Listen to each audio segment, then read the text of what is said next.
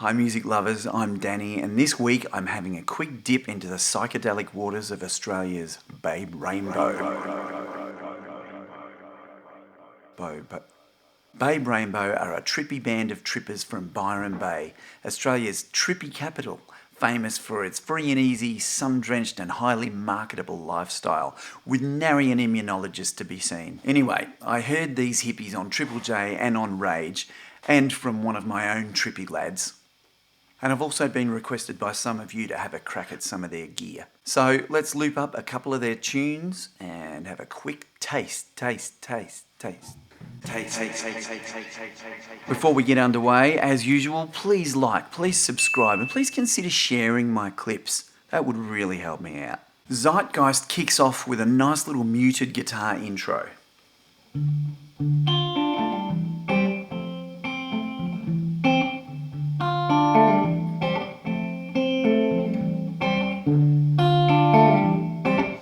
So it's simply D minor, C, over an E and an F. So while the wobbly vocal melodies never stray from the D minor pentatonic scale, the song does randomly modulate into A major for a quite tasty little B section.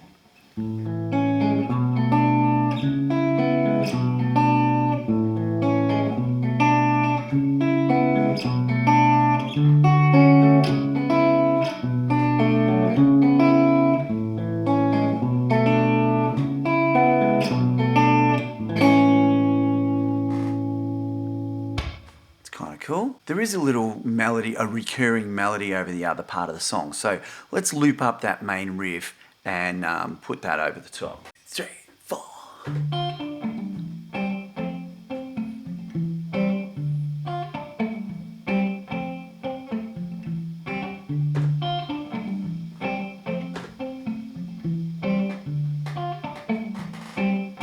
Very muted. Now there's little triads that are played over that. They're pretty straight. I think it's basically a D minor right up here at the 13, 15 and 14th fret. Just like that one, moved up 12th fret. Then like a C triad at the 8th fret. And I think that F chord, F triad down at the 5th fret, I reckon I can hear a D note in that. I'm not 100% sure, I've listened to it a couple of times today, but it seems to add to it nicely. So let me just put that over the top for a start. 3, 4.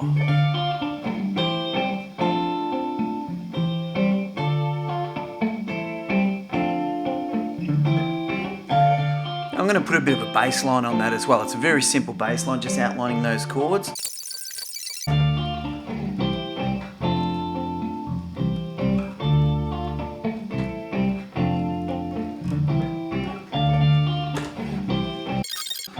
Now there's also a little lead guitar part that comes in over this a few times throughout the song, which is a nice floaty little, again, D minor pentatonic pattern. Let's put that on top. 1, 2, 3, 4.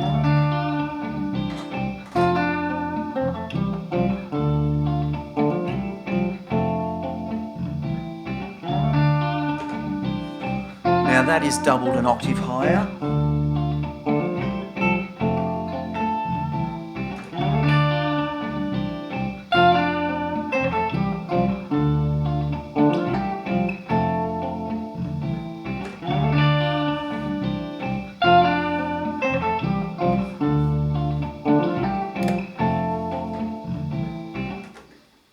That's all pretty cool, that's fun to loop up.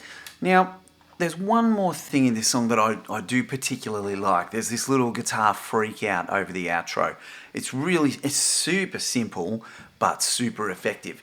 And it finally takes our ear away from that D minor based on the Aeolian mode. So what I'm talking about there is D minor going through C to F automatically makes us think of the F major scale, the sound. So if I was to improvise over this, I would use an F major scale.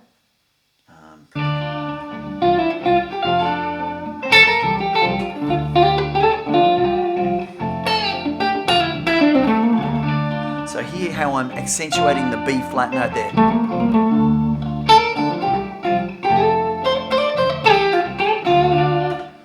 So I'm just playing notes out of an F major scale, which includes B flat.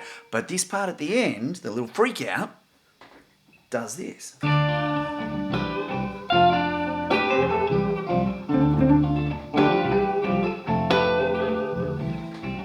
So all I'm doing there is 12th fret on the B and G strings.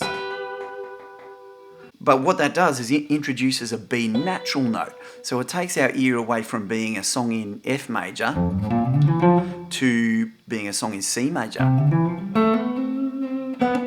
So that's what modes are. So the Aeolian mode in D is an F major scale played from the D note. The Dorian mode, which is now what happens at the end of the song, is D to D, but playing a C scale now, so it's got a B natural in it. Anyway, I don't know if these guys thought it out to that degree, but I do particularly like that part of the song. All right, next song. Next song. Next song. But it's one note. Something new is a simple 2-5-1 in the key of B major. 2-5-1, that means it starts on the second chord in the key, goes up to the fifth chord in the key, and resolves back to the first chord in the key. This is a very standard, that progression is the basis of a lot of jazz substitution.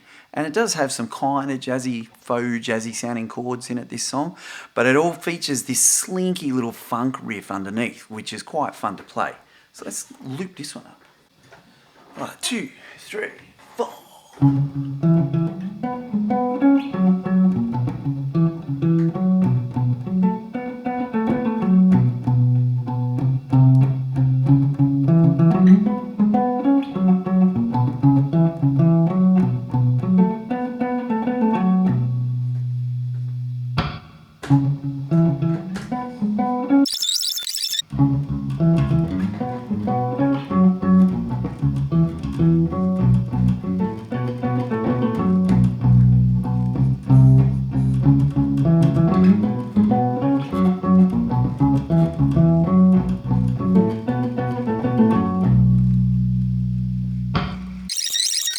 So the second guitar is these nice little high-pitched triads, similar to the last song.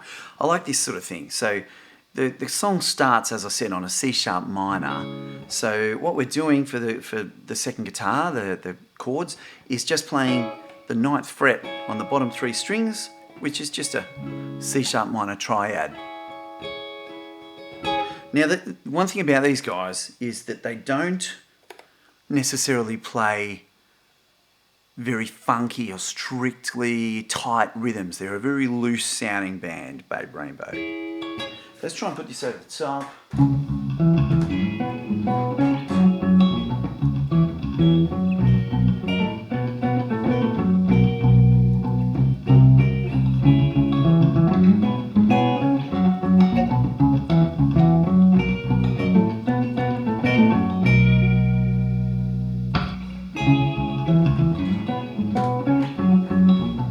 So I'm just using that shape for the first 2 chords, the C sharp minor and the F sharp, which makes it an F sharp 9 chord. And then sliding it up. When it goes back to the B major 7, we just move that shape up 2 frets, which is a B major 7 arpeggio. That's your 5th, your major 7 and your 3rd. So your whole song you can play with that one shape at 2 different frets.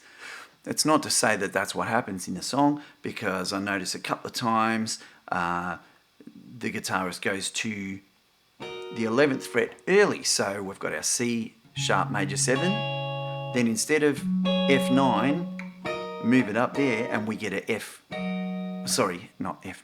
sharp 9 becomes an F sharp 13, which serves the same purpose as the 5 chord. Also, you'll notice I played by putting my little finger up here at the 14th fret. That just makes it like an F sharp chord, F sharp 5. So you've got basically there your shapes to play the rhythm of the song. Now, there's 2 little things going on there that I particularly want to point out that I really like. One is when the song resolves to the B, the first time around it then goes to the C. So it climbs back up chromatically, fret by fret, to our C sharp, our 2 chord to start the progression again.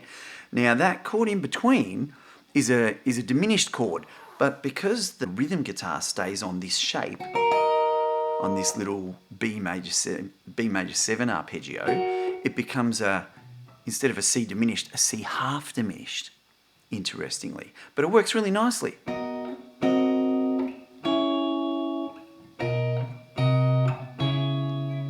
So that's one thing that I like in this. Now, another thing that's happening is there's this little clash that you may not have picked up on unless you're used to looking for these sorts of things. But there's the B major 7 chord, the major 7th is an A sharp note. So I'm playing it there in my chord. It would appear there in a B major 7 chord. But our main riff goes, it uses an A natural. So in other words, I'm playing an A sharp chord while the bass and the rhythm guitar play a natural note. So you get that nasty clash. If that's singled out, it sounds horrid, but it just, lopes by in that cruisy vibe of the song. And so it just adds to the kind of looseness and rough and ready feel that these guys generate. It's this sort of irregularity that gives the Babe Rainbow some of their fuzzy, relaxed and ad-libbed appeal. So to summarise, I think their appeal is far more in the loose, lo-fi, demo tape, home-cooked execution, as opposed to any amazing jazz chops or song-crafting wizardry. Fun and inoffensive vibes to hear in the background on a sunny day. I rate Byron's Babe Rainbow 2 mushrooms.